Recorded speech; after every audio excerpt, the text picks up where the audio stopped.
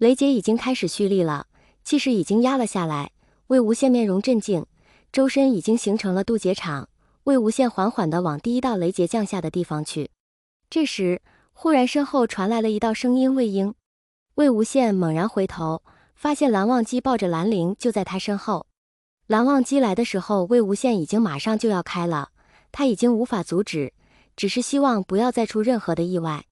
魏无羡笑着说道：“蓝湛，你抱着阿陵怎么来了？”蓝忘机不语，这下终于不喊他韩光君了。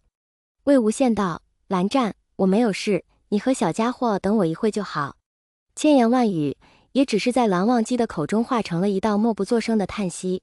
他说：“好，我和阿陵等你。”魏无羡道：“好呀。”蓝忘机咬了一下唇，道：“魏婴，我很生气。”魏无羡一听愣了一下，笑着叹了口气，道：“那我回来轰轰你怎么样？”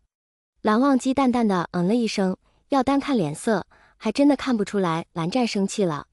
第一道雷劫马上就要降下，魏无羡化身成了一道巨大的黑蛟，冲向了天空。黑蛟渡劫成龙，自然是不容小觑的，也惊动了天上的葛路神仙，纷纷在云层下面看看是那位黑蛟要渡劫。魏无羡应下了一道雷劫，仰天叫了一声。从蓝忘机的角度来看，魏婴似乎没事。第一道雷劫和最后一道雷劫最为致命，只要挨过了，就没有什么问题了。黑蛟身躯庞大，挨过了一道雷劫，他那巨大的脑袋上蓦然出现了两只黑色的龙角。他静静地趴在渡劫场，睁开眼睛，看了看蓝忘机和他的小家伙。蓝忘机的整个心都揪了起来，只要他成功变成龙，那么龙就要归云深不知处。剩下的雷劫铺天盖地的降下，虽然威力不大，但是他降下的雷劫次数多，不知过了多久，魏无羡已经没有力气了。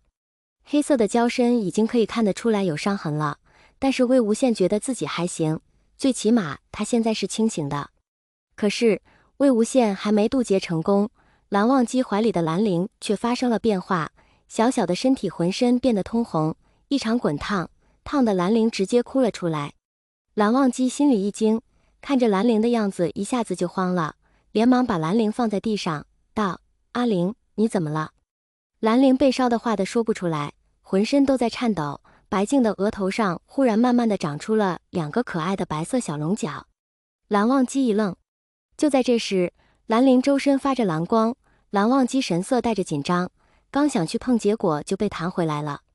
又是一个渡劫场，这到底是怎么回事？阿陵四周怎么会形成渡劫场？兰陵就被这蓝光带着飞到了雷劫的范围内，蓝忘机这下是真的不冷静了，额头上都带着汗珠。魏无羡本来是闭着眼睛，忽然察觉到了什么，一下子睁开眼就看了他的小家伙被蓝光包围着，浑身通红，那双浅色的眼睛紧紧闭着，整个人缩成了一团，只露出了额头上那两个可爱的小龙角。魏无羡一愣，大声喊道：“阿陵！”魏无羡看着这样的场景，一下子就失了声，心都要从嗓子眼跳出来了。这到底是怎么回事？兰陵感觉自己已经要被烧死了，浑身滚烫滚烫的，实在是忍不了这样的灼烧，缓缓地闭上了眼睛。这个时候，雷劫已经降了下来，十分迅速地打在了魏无羡的身上。他呼出一口气，看着已经没有知觉的小家伙，心里就开始有些乱了。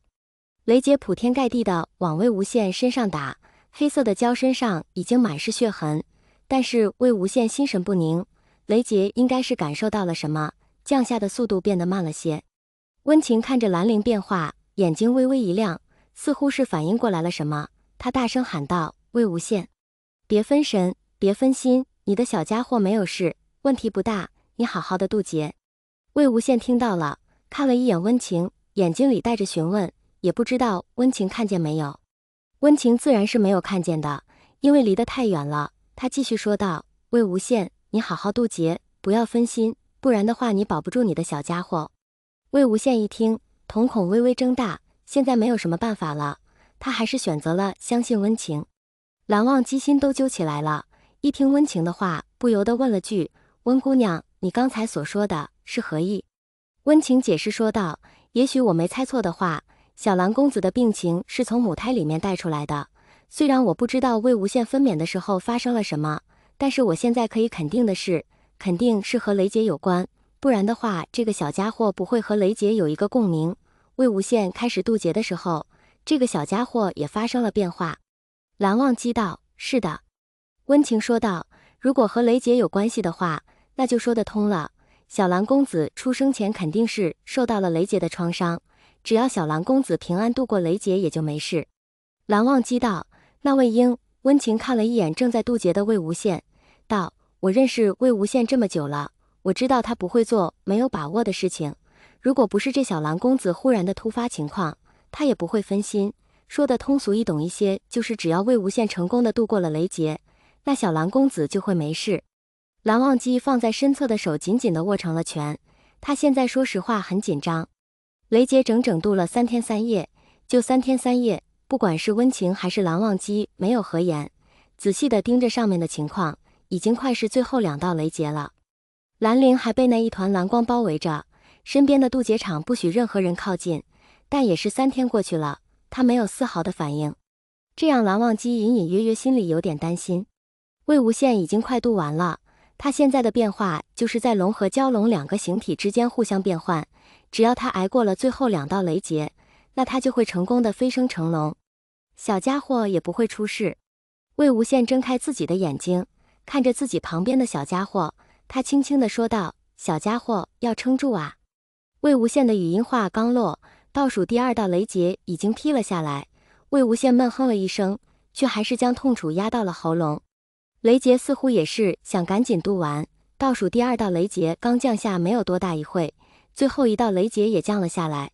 最后1道雷劫至关重要，只要魏无羡成功的挨过了最后1道雷劫，那就是渡劫成功。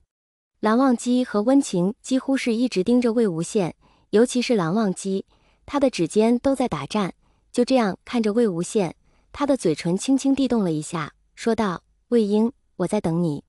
最后1道雷劫已经蓄力完成，魏无羡最后的形态已经成了龙，一条黑色的蛟龙，只要他渡过了最后1道雷劫，那他就是一条真的龙。雷劫穿过云层，黑紫色的闪电带着势不可挡的气势，魏无羡咬了咬牙，闭上了眼睛。